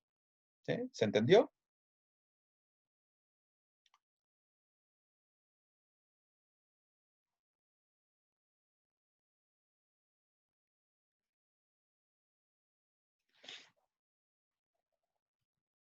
No hay comentarios, Andrés. ¿Hay comentarios? Asumimos que sí, que se entendió entonces.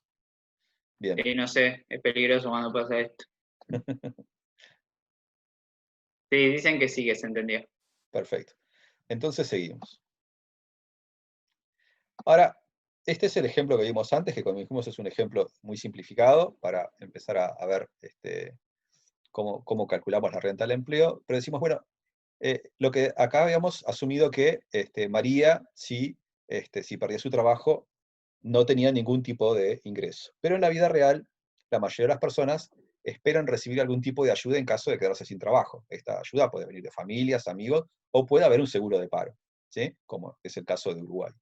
Entonces, como en cualquier negociación, cuando se calcula la renta económica de las personas que juegan, hay que compararlo con la situación en el caso en que no haya acuerdo. Esto implica compararlo con la opción de reserva de cada jugador. Entonces, en el ejemplo anterior asumimos que la opción de reserva de María era 0, ¿sí? Si se quedaba sin trabajo, no tiene ningún ingreso. Sin embargo, la opción de reserva de María es diferente de 0. Y esto tiene que incluirse en el cálculo, ¿sí? Entonces, la opción de María, la opción de reserva del trabajador es lo que llamamos salario de reserva. Y el salario de reserva es el valor, ¿sí?, de su siguiente mejor opción, ¿sí?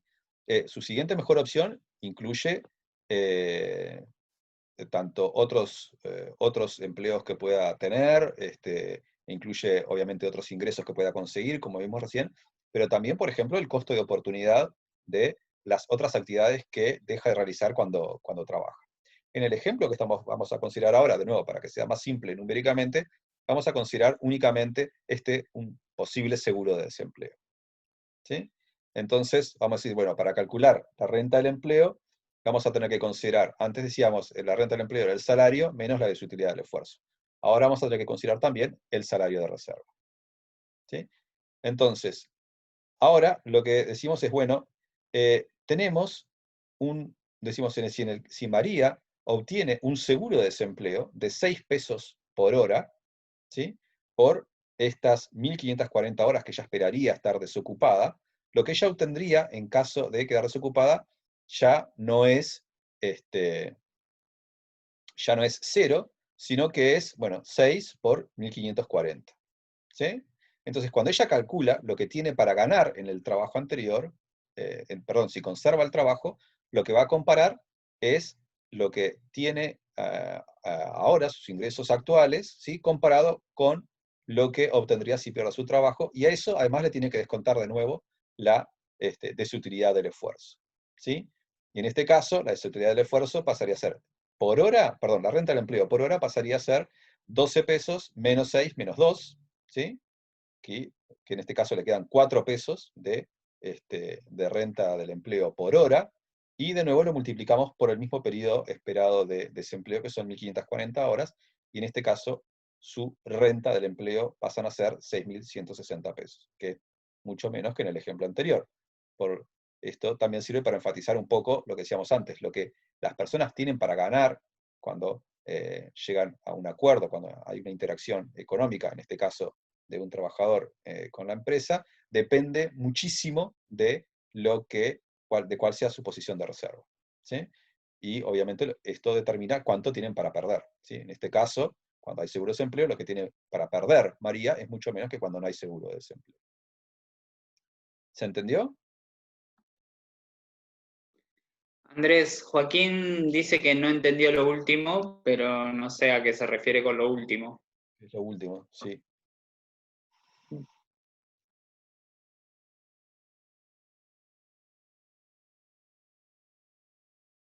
Los valores de la renta del empleo nuevos, digamos.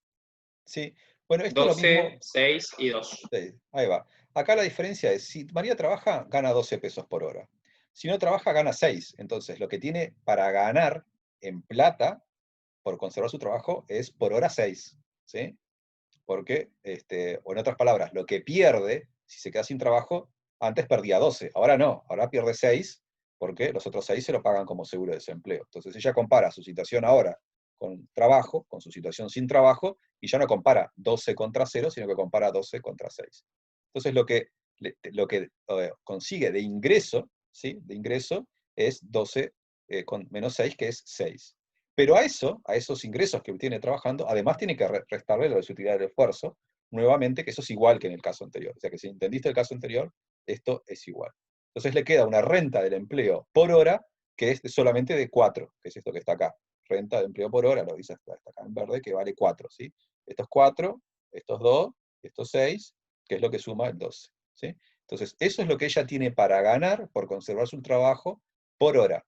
Y como en el caso de perder su trabajo estaría desocupada 1.540 horas, ¿sí? Lo que tiene para ganar en el futuro, o mejor dicho, lo que evita perder en el futuro si conserva su trabajo, en términos de ingresos, son los 4 pesos de renta del empleo por hora por la duración del desempleo. ¿Sí? Y eso es lo que está acá. Estos son los 4 pesos de renta del empleo por hora, ¿sí?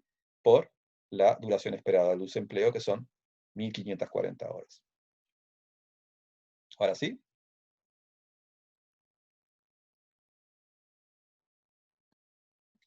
Sí, ahora se entendió. Y Mateo pregunta qué pasaría si consigue trabajo más rápido, Sí, bueno, acá si esto achica la es, renta del empleo. en realidad, acá lo que estamos hablando es duración esperada. ¿Se acuerdan cuando vimos el juego del ultimátum y veíamos el tema de los pagos esperados? Que decíamos, bueno, el pago esperado es algo que nosotros consideramos cuando hay incertidumbre sobre lo que puede pasar en el futuro. Y el pago esperado es lo que en promedio puede obtener una persona. Entonces, esto es, de nuevo, lo que refleja la duración esperada del desempleo, es lo que en promedio puede obtener María o una trabajadora como María. Capaz que en un mundo donde hay 1.000 Marías, ¿sí? En promedio van a estar 44 horas desempleadas. Pero algunas van a estar menos tiempo desempleadas y algunas van a estar más. ¿Sí? Pero eso, como María no sabe si ella va a ser entre las 1.000 Marías, ella no va a ser si les va a tocar estar entre las que están menos desempleadas, menos tiempo que de 44 semanas, o va a estar entre las que les toca estar más tiempo, ella lo que va a considerar es justamente la duración esperada, ¿sí? Que es lo que ella espera estar desocupada en promedio. ¿Sí? Entonces, la renta del empleo no cambia por el hecho de que María al final termine estando desocupada en vez de 24 semanas, 20 semanas o 80 semanas. ¿Sí? No cambia porque ella al momento de hoy, que es lo que estamos viendo acá, no sabe cuánto tiempo va a estar desocupada, sabe que en promedio la gente como ella o ella estaría desocupada 44 semanas. ¿Se entendió?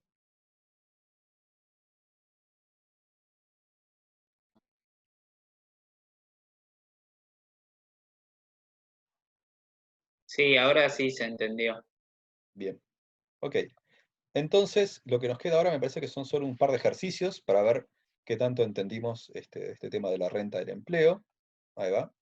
Todavía no vamos a empezarlo. A ver, todo esto de esta clase sobre la renta del empleo, ¿se acuerdan que arrancamos la unidad 4.13 definiendo cuáles eran los componentes del juego? ¿Sí? Los componentes del juego dijimos que eran los jugadores, era el empleador y la trabajadora, que en este caso es María. ¿Sí? Teníamos las estrategias, que eran, en el caso del empleador, el patrón de María, definir el salario, y en el caso de María, ver cuánto se iba a forzar.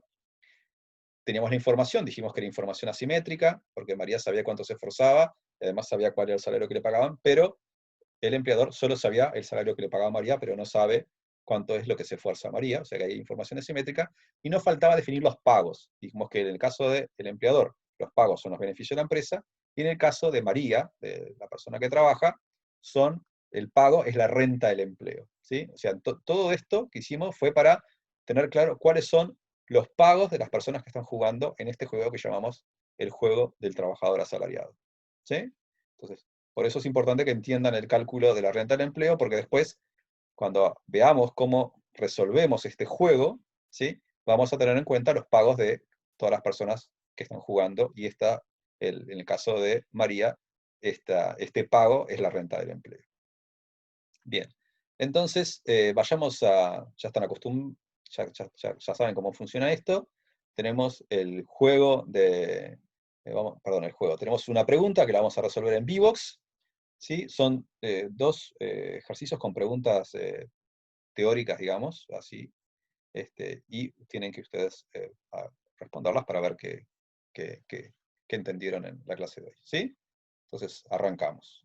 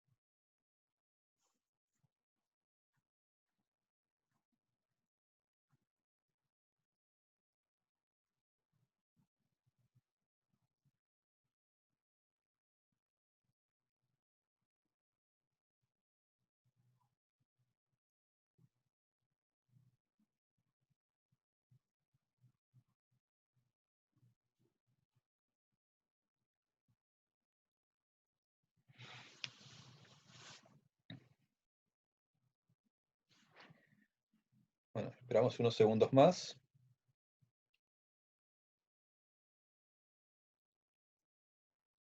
Queda una persona para responder.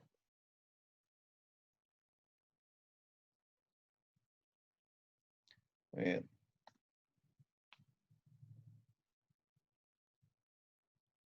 Variadas respuestas. Bueno, la pregunta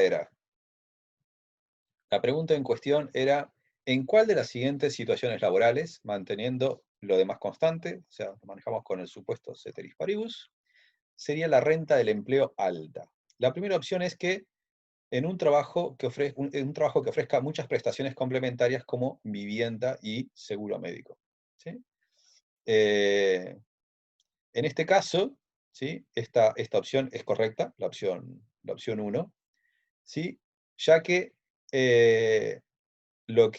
digamos, estos son elementos que el trabajador, ¿sí?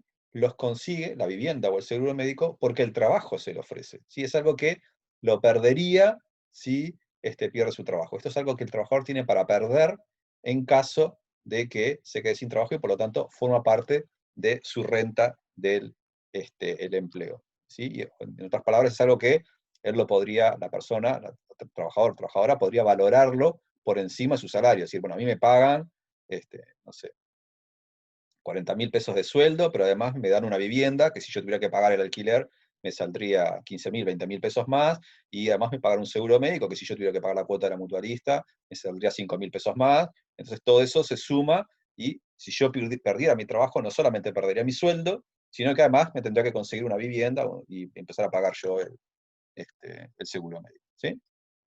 La opción 2 dice, en un momento de auge económico, cuando la razón entre solicitantes de empleo y vacantes es baja. Bueno, acá veo que hay unas cuantas de ustedes que lo respondieron, y esta opción está mal, ¿sí? Es exactamente al revés. En los momentos de auge económico, ¿sí? Lo que sucede, si quieren lo podemos ver en el gráfico anterior, acá, en un momento de auge económico lo que sucede es que el tiempo esperado de desempleo se achica, ¿sí? Este punto pasaría a estar por acá, entonces el rectángulo pasaría a ser más chiquito y la renta del empleo más chiquita, ¿sí? Lo que sucedería es que lo que yo tengo para perder, ¿sí? Tengo para perder menos, porque si pierdo mi trabajo, ¿sí? Las probabilidades de que yo consiga otro trabajo igual que el anterior son mayores, ¿sí? Entonces, y como mi renta económica es lo que yo tengo para perder en el caso de que me quede sin trabajo, en este caso, en los momentos en los momentos de auge económico, la renta del empleo no sería alta, sino al revés, sería baja. La tercera opción dice, cuando el trabajador o trabajadora se le paga un salario alto porque posee certificación oficial de contador y hay escasez de contadores con capacidades de nivel profesional. Acá hay dos cosas. Una es, si yo obtengo mayores ingresos porque estudié más, no se debe a que tenga una mayor renta del empleo, sino simplemente a que se me está remunerando más porque tengo mayores calificaciones. Y después lo otro que dice acá, y es que hay escasez de contadores, ¿sí?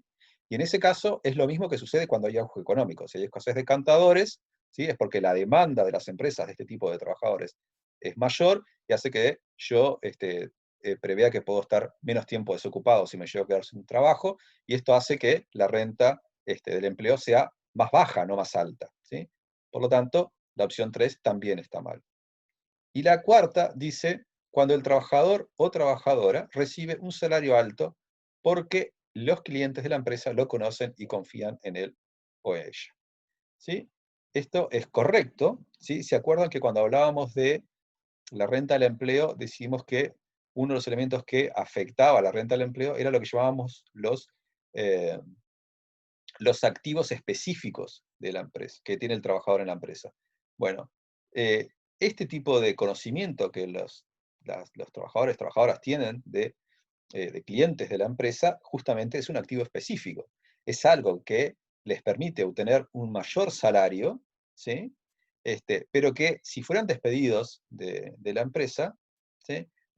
Ese activo no lo conservarían, lo perderían. Esos conocimientos que tienen de la clientela de la empresa no sirven para nada en otra empresa que tiene otra clientela, ¿sí?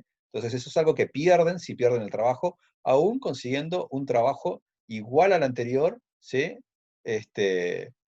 Y capaz que con un periodo de desempleo corto. Aún así, si los clientes de la empresa son otros, ¿sí? Esa información, esos conocimientos que tiene, se pierden, y Por lo tanto, el salario alto que estaba asociado a ese conocimiento se pierde. Por lo tanto, eso también implica que la renta del empleo sea mayor cuando existen este tipo de activos específicos de trabajador o trabajadora. ¿Sí? ¿Se entendieron por qué estaban bien o mal estas 4 opciones? Díganme, porque así pasamos al siguiente ejercicio, si no, les explico.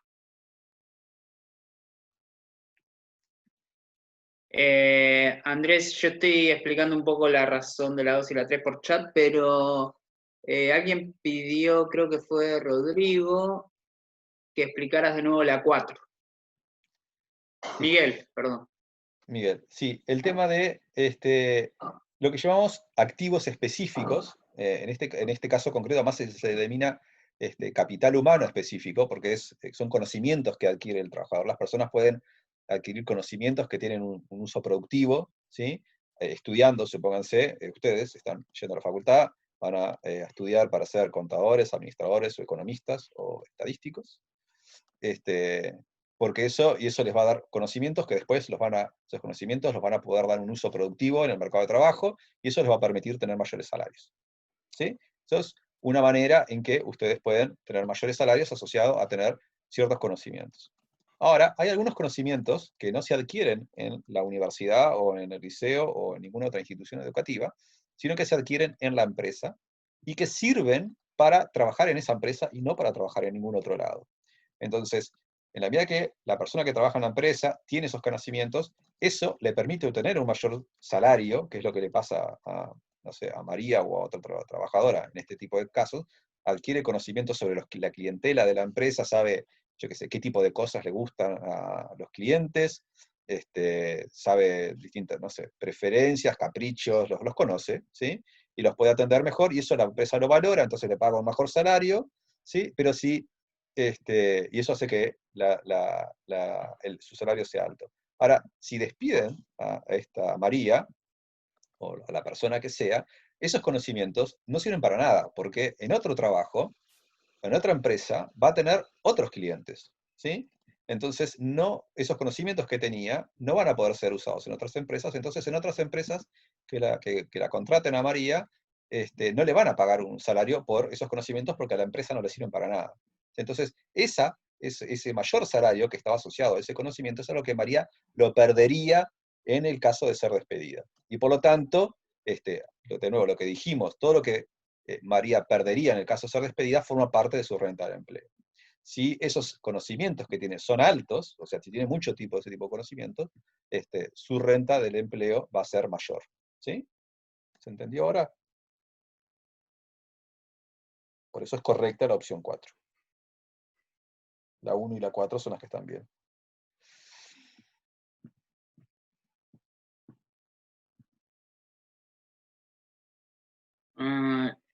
Luana dice que no puede distinguir bien qué sería la renta del empleo, o sea, creo que va más al concepto original. Sí. La renta del empleo es la diferencia entre lo que María, o la trabajadora, valora de su empleo y lo que valora de su situación en la cual pierde su empleo. ¿Sí? Entonces, de su empleo valora básicamente su ingreso, ¿sí? Pero hay cosas que le molestan, entonces hay que restarlas, como la desutilidad del esfuerzo, por ejemplo. ¿Sí? Pueden haber más, yo qué sé, capaz que le molesta. En la renta del empleo las cosas que valora, ¿sí? Pueden entrar un montón de elementos. Nosotros simplificamos acá y consideramos solamente el ingreso que obtiene, por un lado, y la desutilidad de esfuerzo.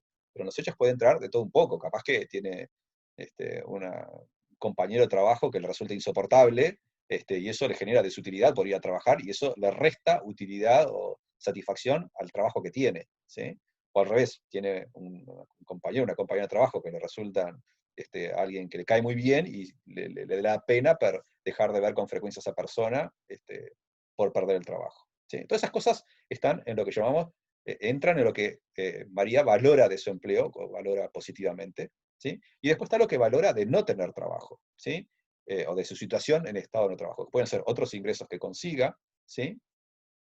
El hecho de que ya no tiene que esforzarse, y eso porque a ella no le gustaba esforzarse, o o capaz que otras actividades que puede hacer, poder pasar más tiempo con amigas, con amigos, con otra familia, con hijos, hijas si tiene, etcétera, ¿sí?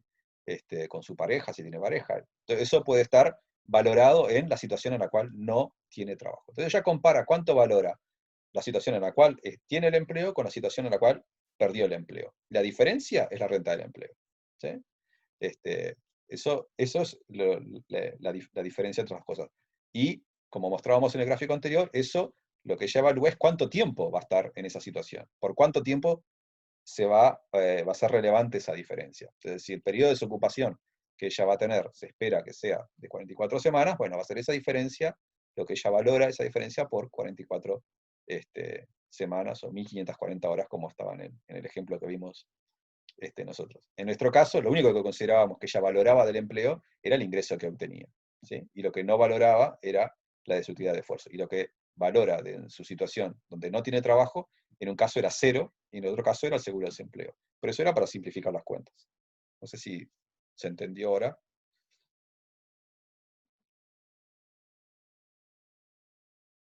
Sí, Andrés. Bien. Bueno, entonces igual ahora tenemos otra pregunta más que capaz que sirve para que salten algunas otras dudas que ustedes pueden tener, ¿sí? Entonces, esta es la siguiente pregunta, y acá si quieren, no sé, saquen la calculadora, o en la computadora hacen alguna cuentita, ¿sí?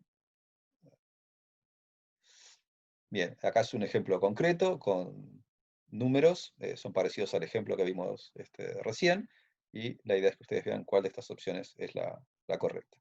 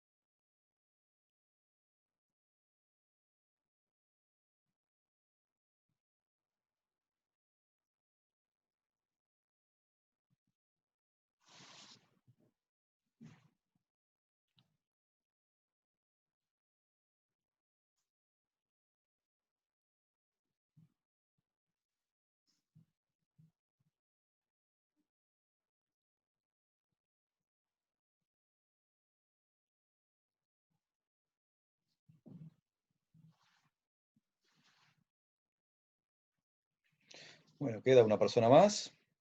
A ver si se anima.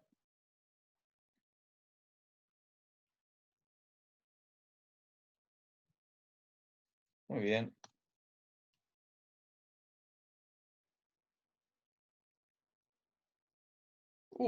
Bueno, veo pocos aciertos. Vamos a aclarar entonces.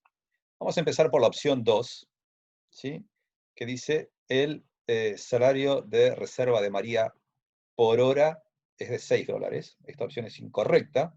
Acá dice, si María pierde su trabajo, recibirá un beneficio por desempleo equivalente a $6. Esto es la parte que ella valora positivamente de su estado de desempleo. Y además, estar desempleado tiene costos psicológicos y sociales equivalentes a $1 por hora, ¿sí?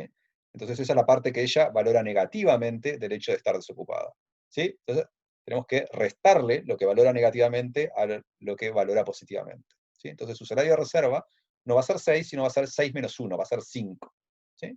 Entonces eso es lo primero. Su salario de reserva por hora va a ser 5. La opción 1 dice, la renta del empleo por hora es de $3.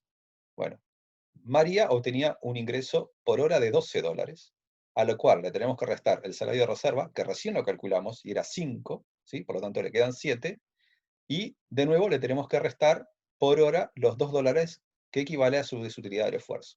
O sea que es 12 menos 5 menos 2, le quedan $5 de renta del empleo por hora. O sea que la opción 1 también estaba mal, ¿sí? No son 3, son 5, y acá no es 6, sino también es 5. ¿Sí? Entonces, vayamos a la opción 3. La renta del empleo de María, si logra conseguir otro trabajo con el mismo salario después de 44 semanas de estar desempleada, es de $6.160. Bueno, esto está mal.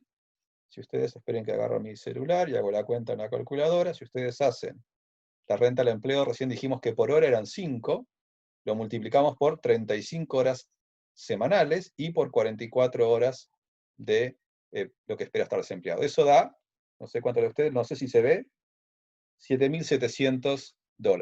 Esa es la renta del empleo de María, no 6.160. Y acá dice además que la renta del empleo de María, si solo puede conseguir un trabajo con una tasa salarial más baja después de 44 semanas, o sea que no va a conseguir $12, de un salario de $12 después de 44 semanas, sino que va a ser de menos, entonces la renta del empleo va a ser de más de 7.700, ¿sí? Y eso es correcto, ¿sí? Si consiguiera un salario exactamente de de $12 por hora, entonces sería 7.700. Pero como va a conseguir un salario menor en el próximo empleo, entonces su renta del empleo, del trabajo actual, lo que va a valorar el trabajo actual, donde sí tiene un salario mayor, va a ser de más de $7.700. ¿Sí? Por eso la opción correcta es la 4. ¿Se entendió? ¿Dudas?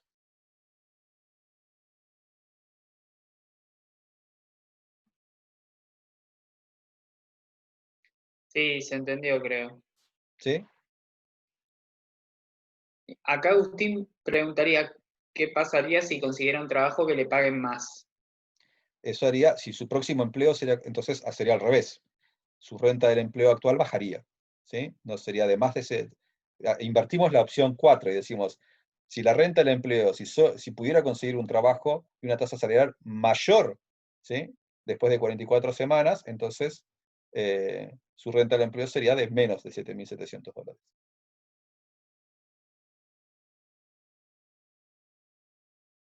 Cuanto mejores sean mis perspectivas en el futuro, menor es mi renta del empleo, ¿sí? Cuanto peores sean mis perspectivas en el futuro, en el caso de quedar desocupado, no estamos hablando, ahí mayor es mi renta del empleo.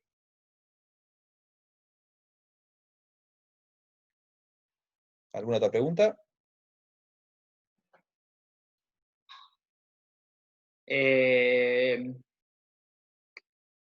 Leila pregunta si están en EVA estos ejercicios.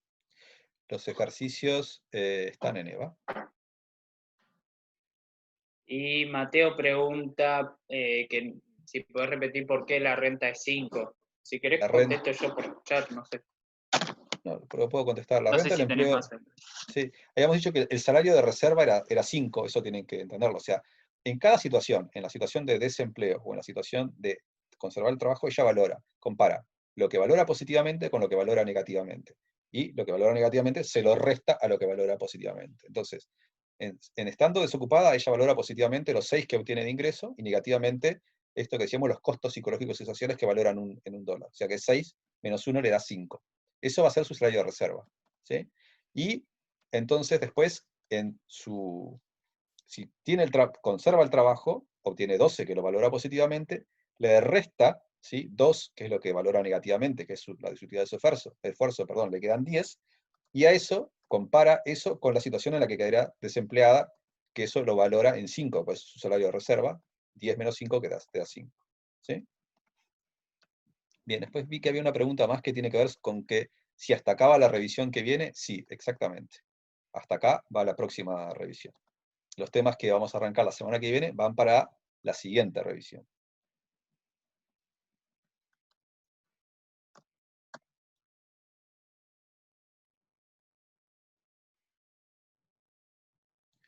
La próxima revisión es el 11 de junio, ¿no?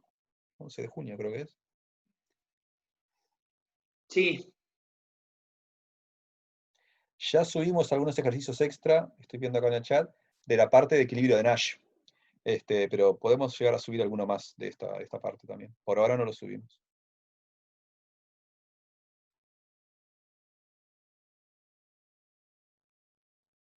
Entre la primera y la segunda revisión. Sí, sí, claro que clase. Acá va a haber clase, salvo los días de la revisión, el propio día de la revisión, los demás días va a haber clase.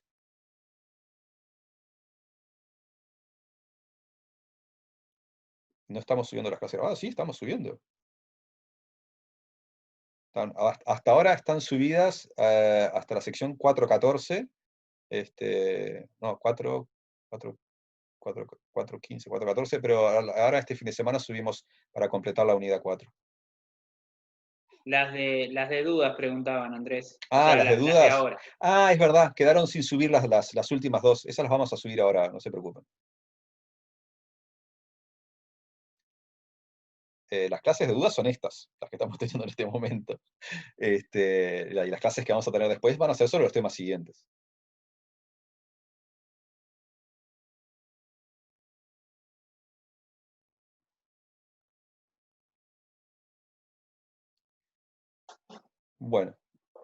Bueno, gente, sí, la revisión es hasta la sección 4.11, que es en la página 57. Tal como dice ahí en el EVA. Todo esto que me están preguntando sobre la revisión está ahí. Bueno, buen fin de semana, gente. Nos vemos el martes.